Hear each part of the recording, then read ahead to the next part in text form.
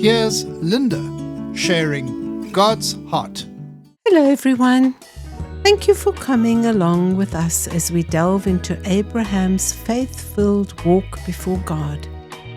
This is the third and last aspect of Abraham's life of faith as it was documented in Hebrews chapter 11. Here we find the famous story of Abraham's act of obedience when the Lord told him to offer his only begotten son, Isaac, as a burnt offering. Genesis chapter 22, verses 1 to 19, details what happened then, and it would be informative for you to read that passage. We find the shortened version in Hebrews chapter 11, verses 17 to 19. By faith Abraham, when he was tested, offered up Isaac, and he who had received the promises offered up his only begotten son, of whom it was said, "In Isaac your seed shall be called," concluding that God was able to raise him up, even from the dead, from which he also received him in a figurative sense. The testing of our faith. Could we say that on the whole Abraham had faith, bearing in mind that he left everything behind that he knew in Haran? By faith he left Haran, having received wonderful promises of greatness.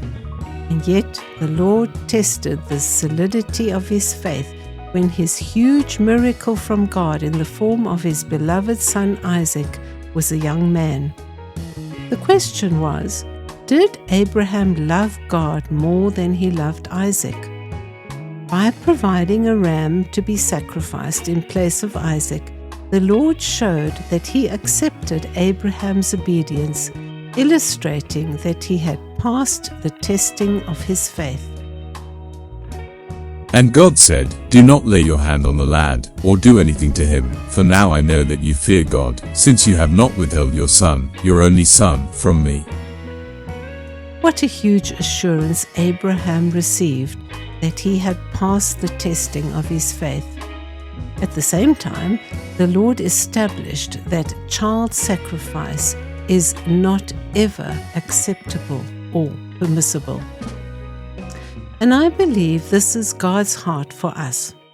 My dearest child, whom I love so much, when I test the genuineness of the faith I gave you, be assured that I know that your faith is more precious than gold. There is a time when the belief in your heart intermingles with the gift of faith that I give you.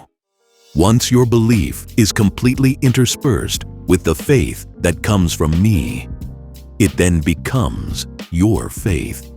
When I test your faith, I test how deeply my faith has affected your belief, and I check how solid it has become. When your faith is secure, you can then faithfully obey me because you have a deep trust in me, my character, my power, and my ability. I say to you, if you have faith as a mustard seed, you will say to this mountain, "Move from here to there," and it will move, and nothing will be impossible for you. When your faith in me is secure and you respond to my instruction, then together we can achieve seemingly impossible things and overcome every obstacle on your path. Are you ready to go on great faith adventures with me? With all my love, your Heavenly Father.